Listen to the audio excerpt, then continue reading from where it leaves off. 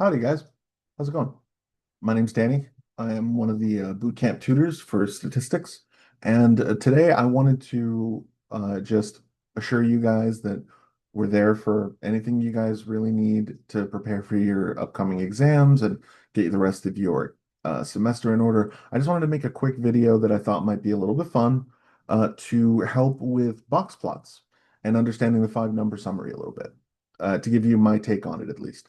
And to do this, I'm going to use some applied math, and I'm going to apply this to an interest of mine. Like I'm a nerd about a lot of things, math, history, um, fantasy, sci-fi, but also basketball. I like basketball a lot. So we're going to be looking at the star player and small forward for my favorite team, the Milwaukee Bucks. Now, what I'm curious about is to take a look at his field goals. And that's like the number of shots he has taken and made.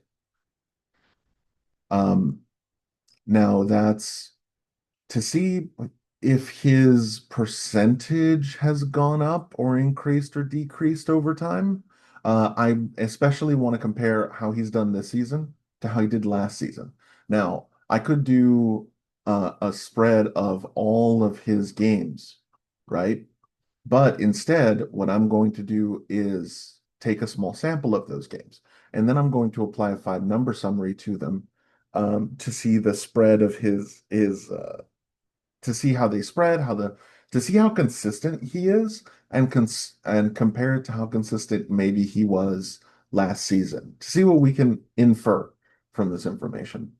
So the first thing I'm going to do is take a look at last year. So I'm getting this information from ESPN.com, and I'm going to take a look at last season's game log.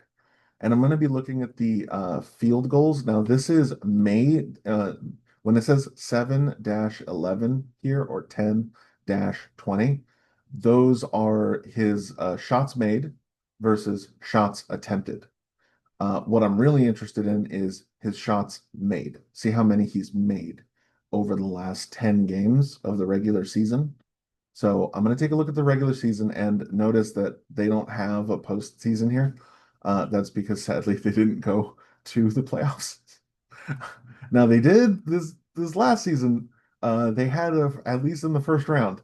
But they didn't. They couldn't repeat their championship performance. But I will be looking at the regular last 10 games of the regular season for both seasons because postseason they get into the playoffs. Maybe he's playing a little different. Maybe they're leaning on him more. I don't want to bias this any more than it might already potentially be biased. So for this experiment, what I'm going to be using is a TI-84 calculator, this one to be specific. Now this one is you can actually find it's it's one of my favorites because you're not really messing with ads. It's a perfect emulator of a TI-84. I mean, look at it. It looks exactly like one. But its downside is it doesn't really work that well on phones, I don't believe. But it works on computers. As far as have seen myself, it works on tablets. And if you wanted to try this one, it is on our Math Success Center Discord, not Discord, our Math Success Center Canvas page. And all you would have to do is click on this free calculator loan program link. And this one is the one all the way on the bottom. Second free online TI-84 calculator.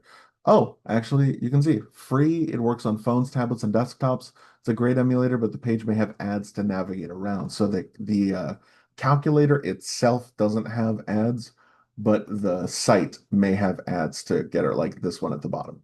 Okay, awesome. Well, this is the one I'm going to be using to make my list and get my five number summary. So first, we can go to well, let me start from scratch. This will be your screen. And if you wanted to make a list of the last 10 games of the regular season, you would go to Stat right here, and you want to edit a list, an existing list. So I'll go to Edit here. Notice that there is stuff already in here from my first attempt to make this video. I will erase those lists so that I can start from scratch. So what I'm going to do is I'm going to make a list of last season, and then I'm going to make a list of this season, and then I'm going to run my tests because I want to show you something at that point. But with our first list, let's go with the field goals he has made in the last 10 games. So I see we have a 7, we have a 10, we have a 10, a 15. Now we're at 4. That is a 12, a 15, that's 6, 14, that's 7, a 13, that's 8, a 9, that's 9, and a 9, that's 10. So those are our 10. Uh, and now for the post or the next season, this last season, we'll go to his field goals and make our L2. So we are going to hop over to the right with this arrow and take a look at the field goals made. We have a 9, a 14, and another 14. That's 4 numbers so far. We've got another 14, that's 5.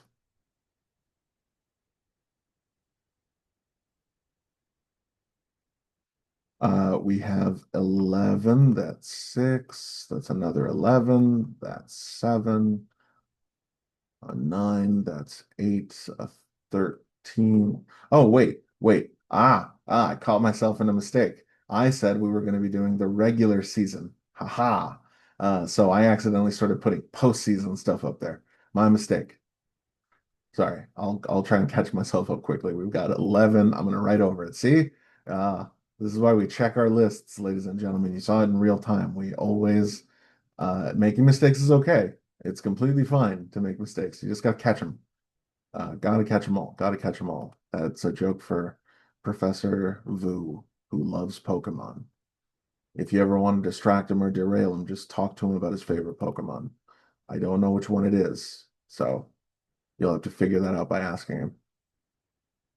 Oh, shoot. Sorry, I pressed the button I wasn't supposed to. But I had to bring myself back. So that's 1, 2, 3, 4, 5, 6, 7, 8, 9, 10. So that was 12, 12, 11, 11, 12, 12, 11, 9.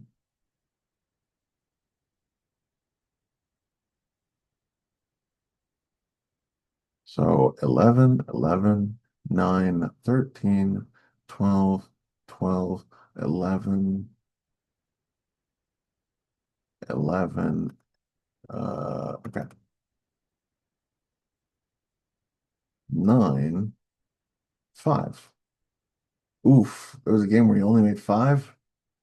The Greek freak must have been having a rough or injured game that game.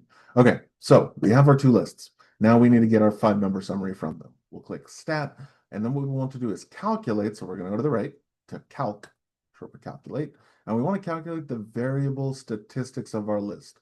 That's this first option up. 1, because we're dealing with one list, and we want to calculate the variable statistics. var is short for variable. Stats is short for statistics. Even though it's one var stats, and plenty of people will call it that, you might hear me continue to call it one variable statistics because I don't want to dissociate what that button is, where it is, from what it does.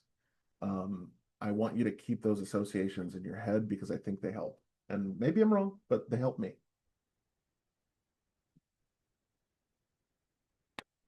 And that's all I can really go off of. So we'll go to one variable statistics.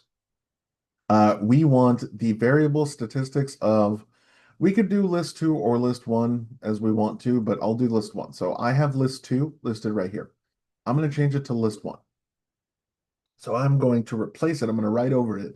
So make sure it's highlighted and the light is blinking over L2. And then I want this L1 right here at the 1 key, but it's in blue. So I have to hit this blue second button so that I don't get the first option of the 1, I get the second option, which is the L1. So I've hit second, hit L1, and boom, it replaces it. So I can go down here. I can skip a frequency list. There are specific instances where we will use a frequency list, but I'm not going over that in this video. So we'll pass by, calculate, and if you have a frequency list, you'll know it. You'll know that you have a frequency list. So it gives us a lot of information like X bar, our sample mean. Uh, it gives us our standard deviations, both sample and population, but our real interest for five number summaries is down here. Uh, your five number summary will consist of mostly these last four bits of data and a fifth one that the calculator doesn't give you. So your four bits of information are your Q1, your Q2, which notice it doesn't say Q2. That's because Q2 is also known as your median, your Q3, and Q4, which is also your maximum. It's the highest number that appears in your list. So your max is Q4. So what we are going to do is we're going to shift over to OneNote, and I'm going to write the five number summary, and then I'm going to draw a box plot. So from the 20, oh no, from the 2023 to 2024 season,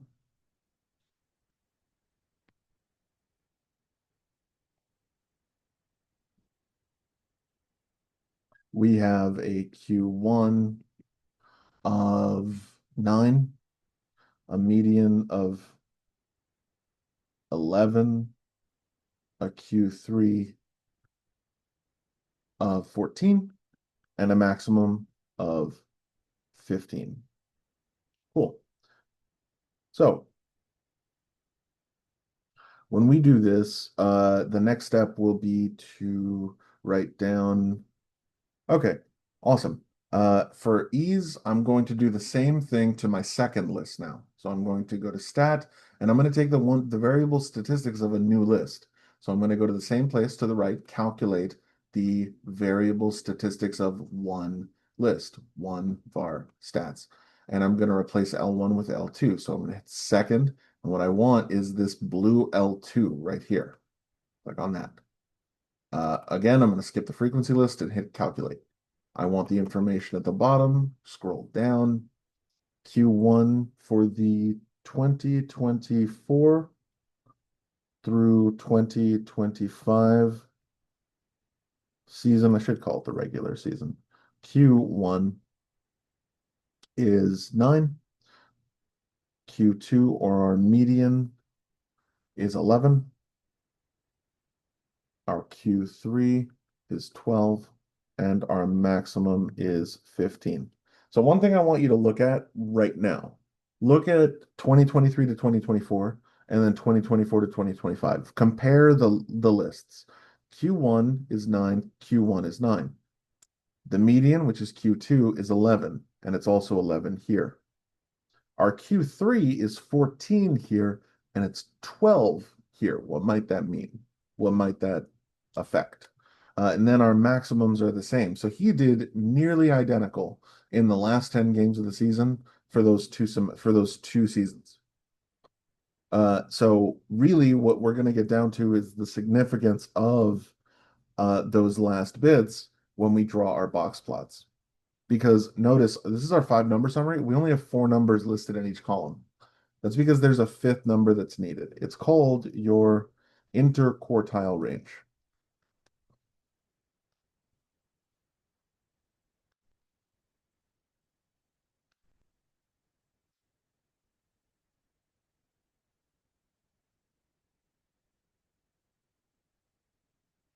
Also called your IQR, which I'm going to be referring to it as because interquartile range is kind of a mouthful. Here, let me space this out just a little bit because I realize maybe I crowded the plate a little bit. Oh no. Can I do this? Dare I do this? Okay. I can draw those again.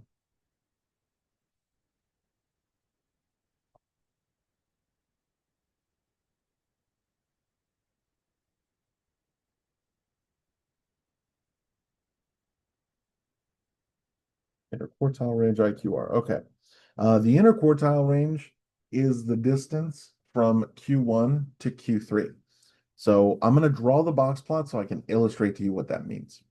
When you're thinking of drawing the box plot, all I want you to do is picture a number line. Draw the number line physically. Draw it. And then once you draw it, determine where it starts and stops. Like for me, it starts at 0. And then take a look at where your maximum is. The biggest number you're going to need is a 15. So maybe make the end 15. Why not? Makes sense. So the next thing to look at is the points of interest, your quartiles, your Qs. Where are they at? Well, we have one at 9, one at 11, and one at 14. So even though you've only listed the two ends of this, could 9 be right here? Is there a reason for 9 to not be right here? How about here? How about here? Could 9 be right there? Like, is there any numbering system or separation rule that I've instilled that means 9 has to be at a specific place on this list? Or am I making it up as I go so I can kind of do anything as long as I can argue it makes sense? Yeah, like 9 could be at any one of these spots.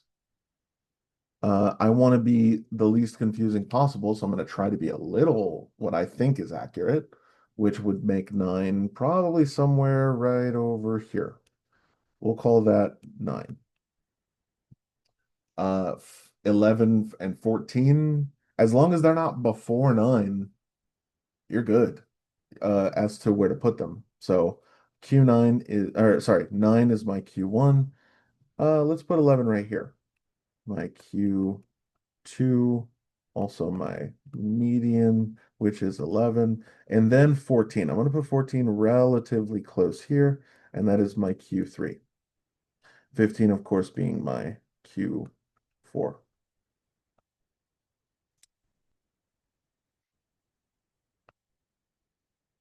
Now, when you're thinking of a box plot, you're thinking of a literal box like that, but cleaner, right? You're somehow going to fit this box up here.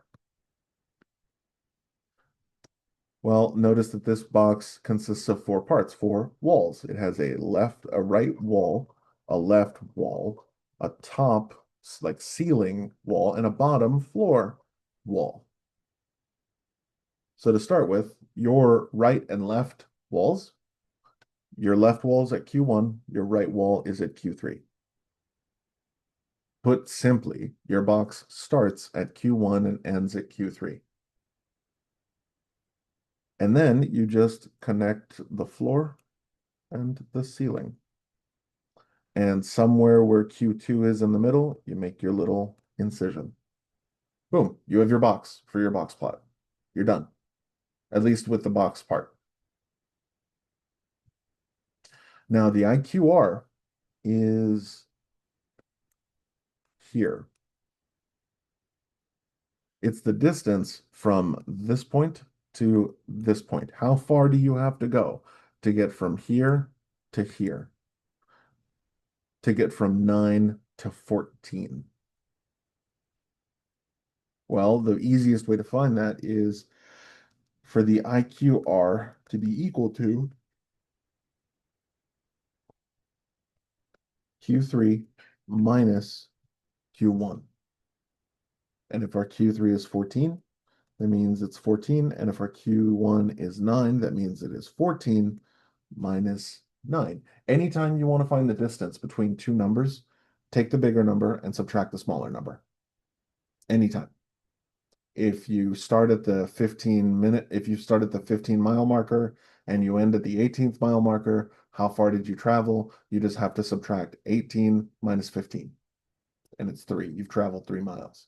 So if you went from the 9 to the 14, subtract 14 minus 9, and you get 5. So your IQR is 5.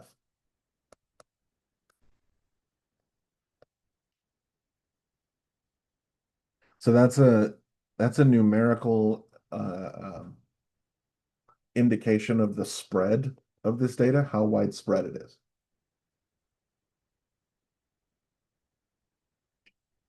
Because it's not an indication of how far from the smallest number to the biggest number, but if you think about how these numbers are broken down,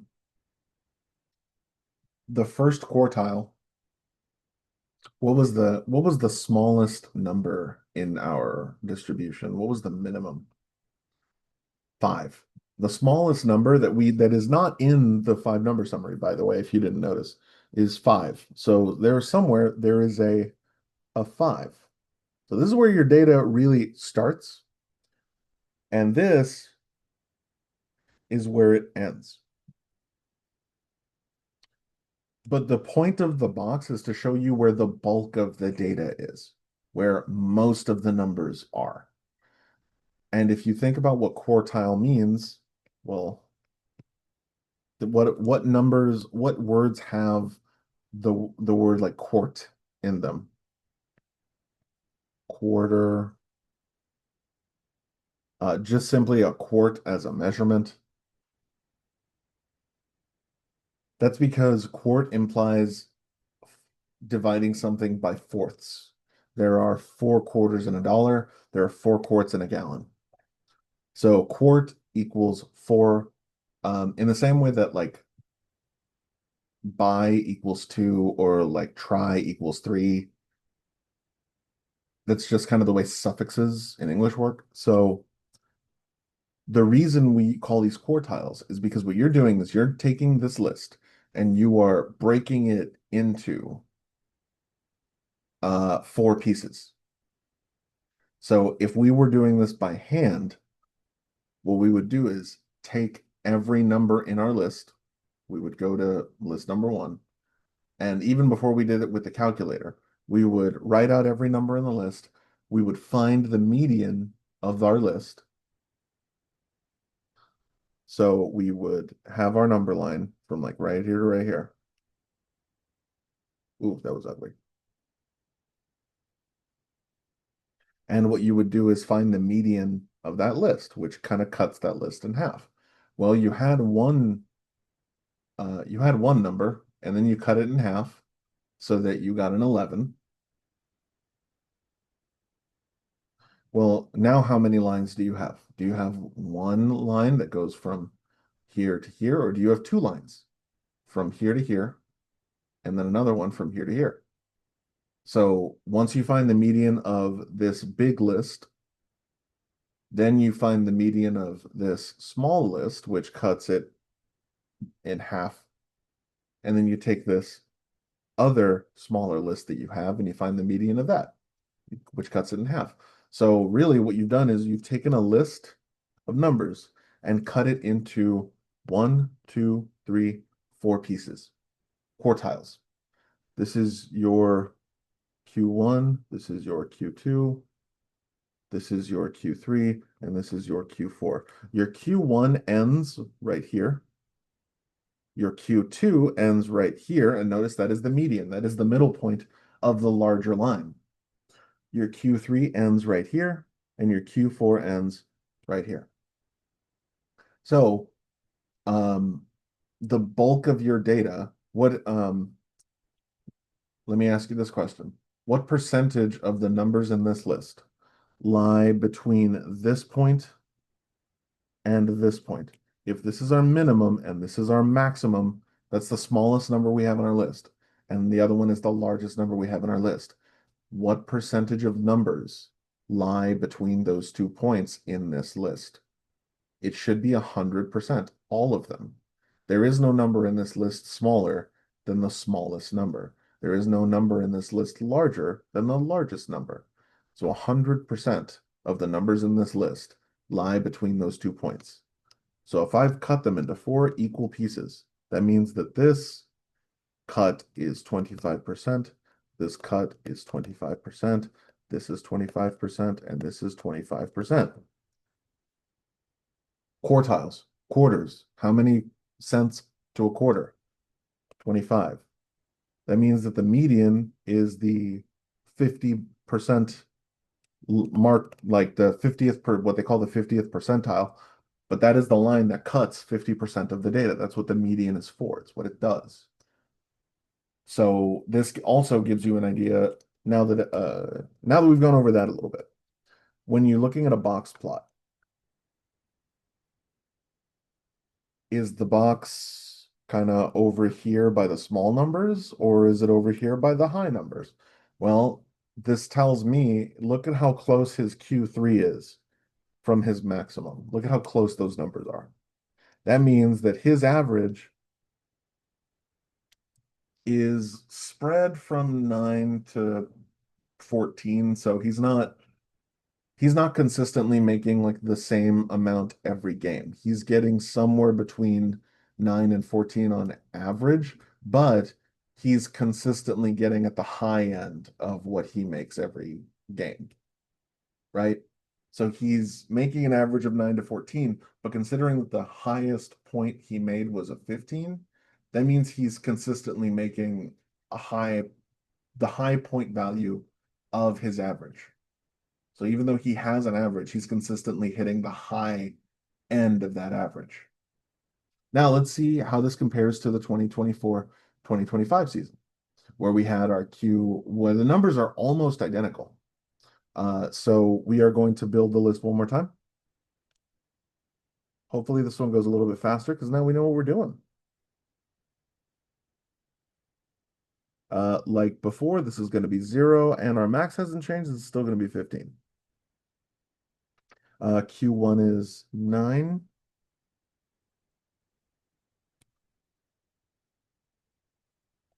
11, and 12. So that means that our box plot goes from here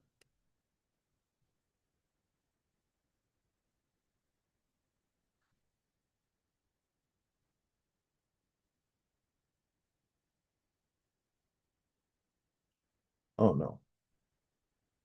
We have 9 and 12. Those are the walls of our box plot, and then we just draw the top and the bottom. And then we have our 15. Now this is what's called an unmodified box plot. So if we're going up here, notice that like this is just the box. There are usually what we call fences on either side. The fences for this one stretch all the way to the minimum number. The fences on this one stretch all the way to the maximum number. And on here, it's the same deal. So I actually have to go back to that second list and figure out what the minimum was. What's the smallest number? 5 also.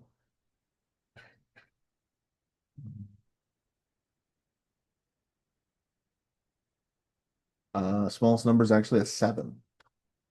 So we have 7. And that's where our fence is going to be connected to. So in an unmodified box plot, the fences connect to the minimum and maximum numbers because we're not checking for outliers here. There might be something called a modified box plot where you do a little more math to figure out the outlying. If there are outliers that don't fit in the data, that we may go over another video. This one is for an unmodified box plot. So this one goes from this one, the Q1 is at 9.